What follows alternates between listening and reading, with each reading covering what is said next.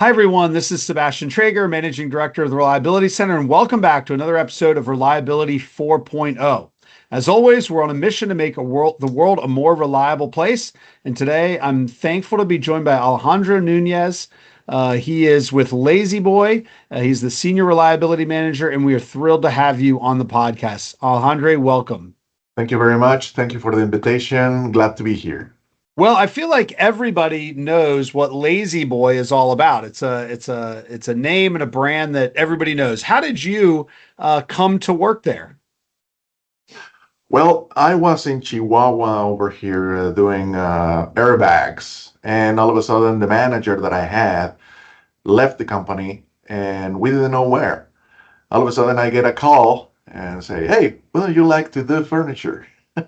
Huh, And I go, never thought about it. I only know automotive, and he invited me here. So that's great. Has it been a good place for you? it's been a good place. The manufacturing is the same, but it's a completely different ball game on the furniture business. Okay, great. Well, we're going to learn a little bit about that here in a second. So you're in Mexico. You're in a beautiful part of it. Why don't you give us your favorite parts about living in the Monterrey region of Mexico? Wow, we're living over here. You have everything. You can go to the desert, to some dunes. You can go to the forest. You can do even some skiing on the winter. Not really snow, but you have some preparations. You have a lake, so pretty much you can do everything over here. So if you're an outdoor guy, there are things to do. If you're not, a lot of sports, a lot of museums, you can do everything. So I Well, love, it's a beautiful part of the world. yes, it Uh, is. so tell us a little bit about, you just mentioned, so you came from kind of an automotive background now in the furniture business. How are those businesses different as it relates to reliability? Well, we'll say in general, and then of course as it relates to reliability. Structure. The point of it is on automotive, you have a very strong structure. You are ISO certified. You have to certify and comply to norms because hey, you're building something that that somebody's gonna sit on, and it has over 1,500, 2,000 moving parts. So it has to work. When you're in the furniture business, you're more focused on the quality of it, the fact that the element is seemly, looks good. It's a different approach, more to really sit on it. Is it comfortable? No, I feel something lifts in the back. It's not good. And it does not have the same structure. It's So, more improvised, more tribal. okay. So is it uh so I suppose the pro and the con about that is you need to bring that structure in the furniture business, if you will, to have a thriving kind of maintenance program. Exactly. My job, although it says reliability manager, is based more on how to implement the maintenance system throughout all the company. Great. Well, you spoke, and we're going to drill down a little bit more into how you do that, but you spoke recently at a conference really thinking about building a maintenance system. And I'm assuming that's drawn from some of your work there at Lazy Boy. What are kind of some of the key learnings that you've had in bringing the maintenance system to bear across an organization? Again, goes back to the structure, but how do you build it? We all know that the procedures and the processes are there. Planning and scheduling, criticality assessments, root cause analysis, everything is out there. The problem is how do you make your teams in a plant and through the leadership understand that those are the way, that this is the way that we need to be working. Beginning, it's not that you're saying we're going to work like this and that's it. No, we're going to start here and we're going to build from it. Many people confuse structure with killing creativity or productivity from someone, and it's not real, not the truth. What structure brings is order, and then you can still recommend, you can still do more, but everybody will do the same. So guided structure is the best thing that can happen to you. Right.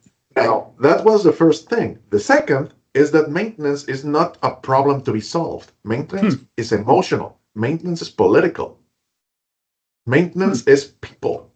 I mean, I understand that maintenance, as it relates to we are repairing things and knowing what to do with them, is one thing. But you have many people that have to work together to get to that.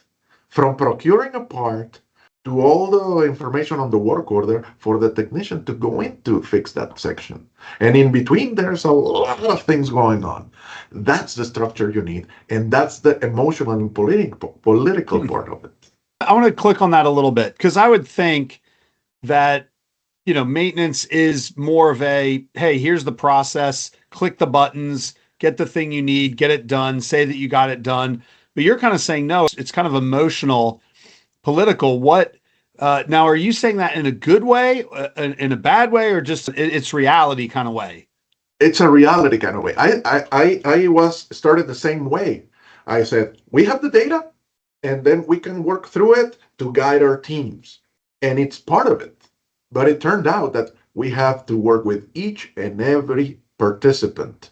And we have to tell the supervisor, dude, you need to do this way because your guys don't get it. And your guys don't get it because you are not guiding them. And the technician, you are requested to do this. These are your inputs. This is the way you process them, and these are your outputs because we need this to make decisions. And you will have within all of that range of people difference of acceptance, difference of opinions, differences of knowledge, and you have to work with all of that. It's not only training. Let's talk about something very simple: RCAs. You can train somebody on RCA, but how are those first RCAs? They're going to be bad. At least, sorry, we did that, trained everybody on RCAs, and man, those first ones were really bad. Huh. And it's we because have built up. yeah. Well, of course, I want to talk a little bit about RCAs because that's very near and dear to our heart. We'll get to that in a second, but just kind of finishing that is very fascinating to think about. Just and it's probably something people misunderstand when they want to bring change to an organization is just how important the people component and the relational component of things is. So in that scenario, how do you go about, say, bringing change and kind of winning people over to it? Well, you have to sit with a lot of groups, and this is the key: groups. Because you need to sit with the group of maintenance, complete supervisors and technicians, and start to warm them up. This is what we want to do, and you start to see immediately people frowning, people not accepting everything, and you will say, "Okay, what is wrong? Don't worry, I get it." No, and you start to crack some jokes and let them at ease and pull what do they don't want, and normally it's the same answers.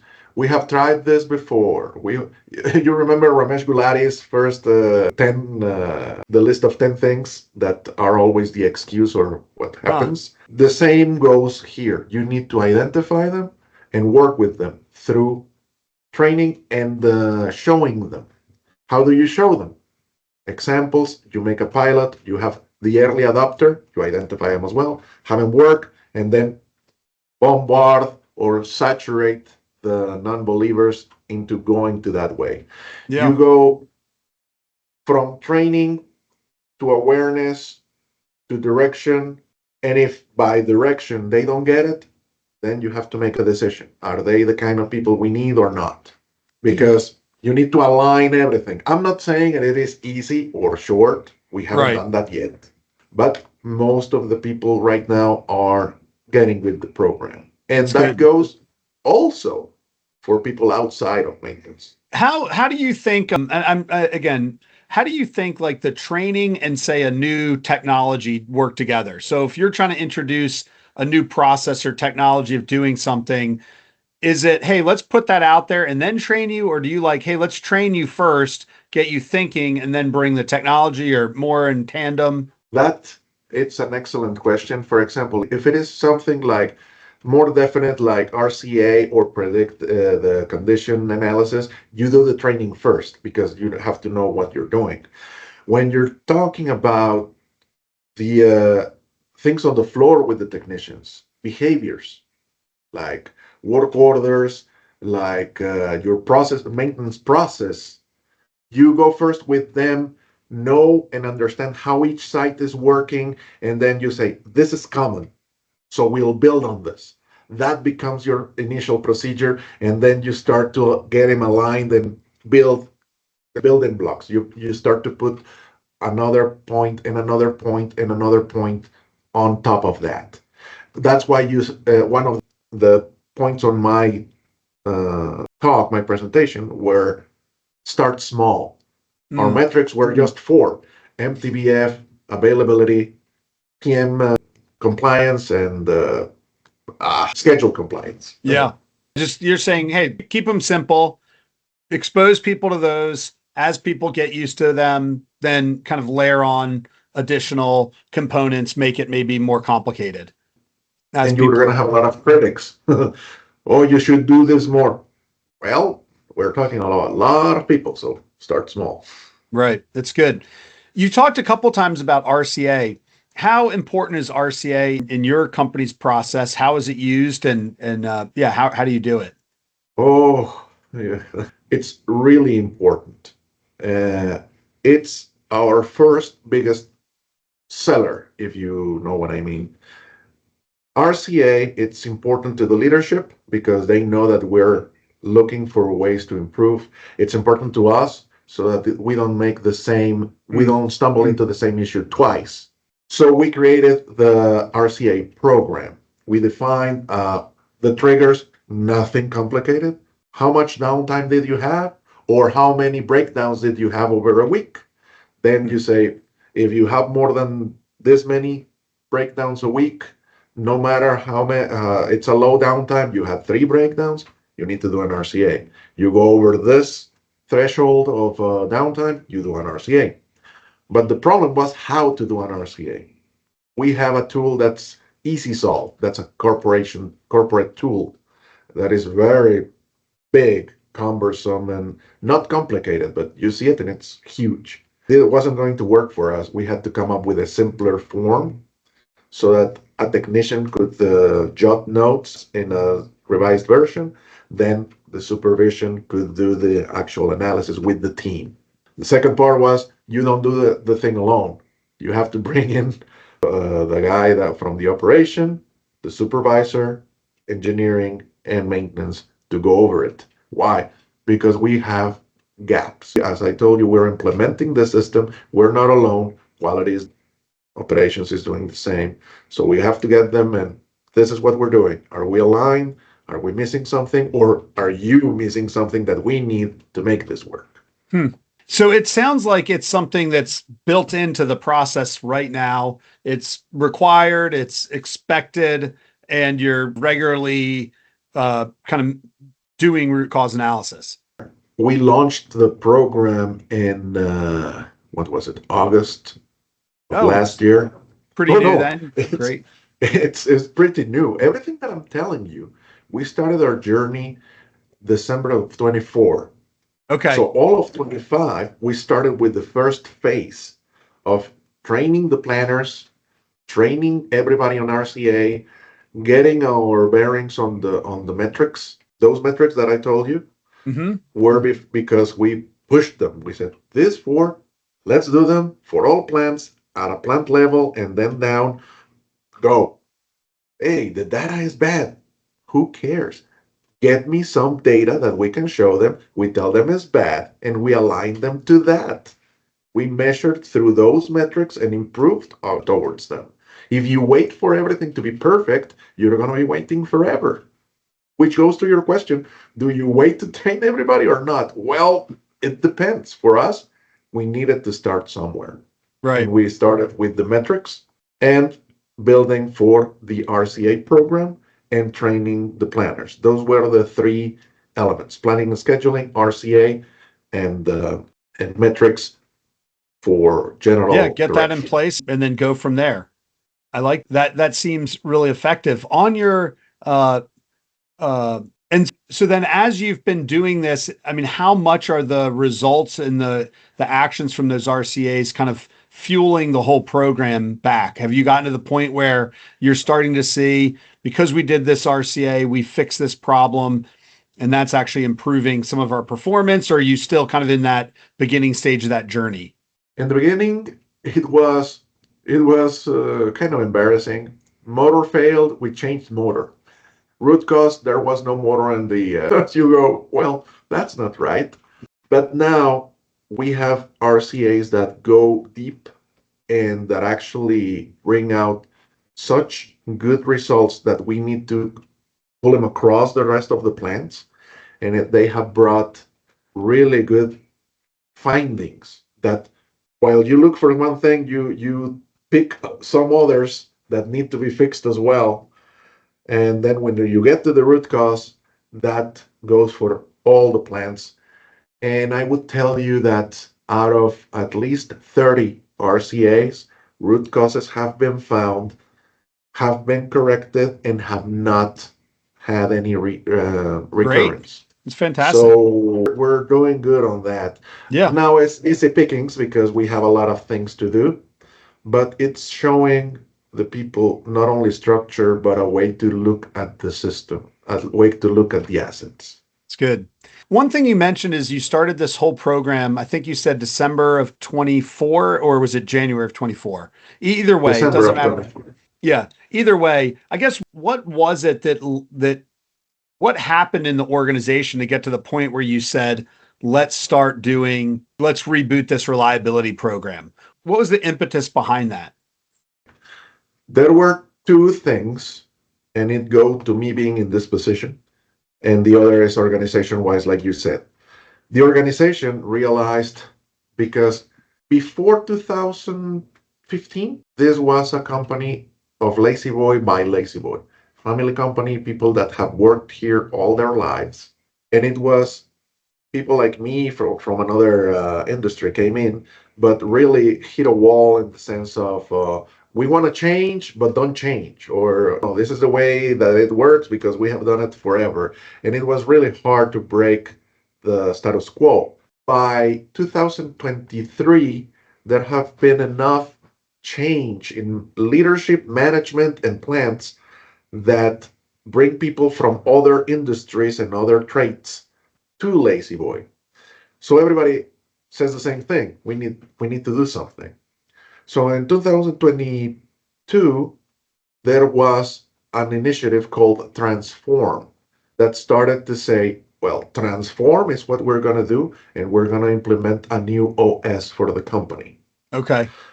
Now, it started where it should, operations and engineering.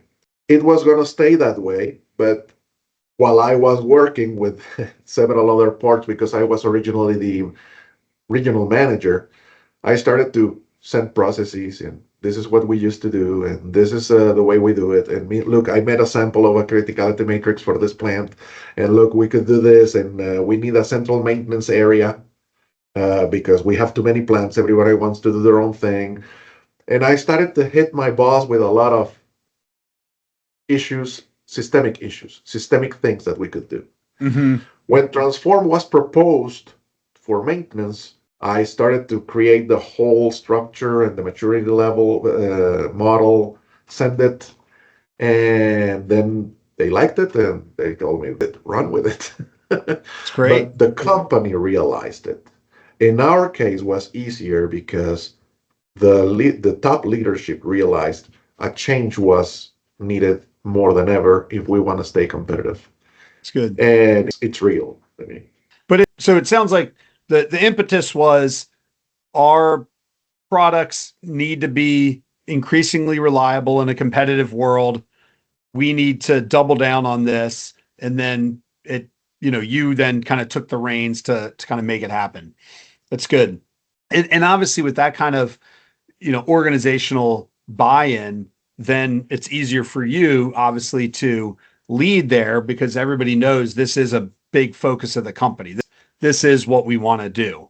the margin for inefficiencies are gone. If you're inefficient, I mean, there is no way to recoup. There is Right. no such thing as we're going to recuperate this many units on overtime. You lost. We have tight labor. we have aging equipment, volatile demand. You cannot be you must be efficient. You must be reliable. That's the turning point. That's why reliability is of such importance right now. Right. It's good. Well, this has been a great conversation, Alejandro. I always like to ask guests as we're kind of concluding, what's kind of one final word based on your years of expertise and experience that if you're thinking back to yourself early in your career, or you're maybe sharing with somebody else in the field, what might you want to just let them know about? Stop waiting for the perfect system. The It's good. perfect system does not exist. You have something right now. Everybody has something. Start with what you have. You have strengths in every plant.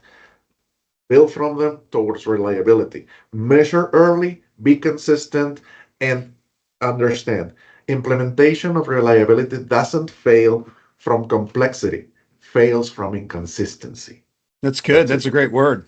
Well, I love that too because I'm talking to I've got kids and I'm talking to my kids about just some teenage boys. Hey, if you want to get stronger, if you want to like build some muscles, consistency beats the perfect plan every single time. There's always a better plan without doubt, right? Let's face it. You can always optimize something a little bit more, but if you're just not going to put in the work, it doesn't matter what your plan is. Whereas if you've got a plan, but you just implement that thing 3 times a week, you're guaranteed to get stronger. Probably the exact same thing you're saying in this reliability space as well. Exactly. Be consistent and relentless. Then you just kind of do that and keep going. And sure enough, you get better at it. I agree. Well, great stuff. Well, thank you, Alejandro, so much for your time. Again, this has been Alejandro Nuñez. He's a senior reliability manager at Lazy Boy. We're thrilled to have you on and so thankful for your time. And to all the listeners, again, we're here really helping to engage engineers to help have them really think better about how we can use technology and process to solve problems. Of course, if you're looking for RCA training or resources, check out reliability.com. If your company is looking for software, let our in-house software help you, Easy RCA. We'd love to come alongside you and help you with at least one aspect on your reliability journey. That's all we have time for today. Thank you for joining us as we are on a journey to make the world a more reliable place. We will see you on the next episode. Thanks so much. Thanks again, Alejandro. Thank you very much, Sebastian.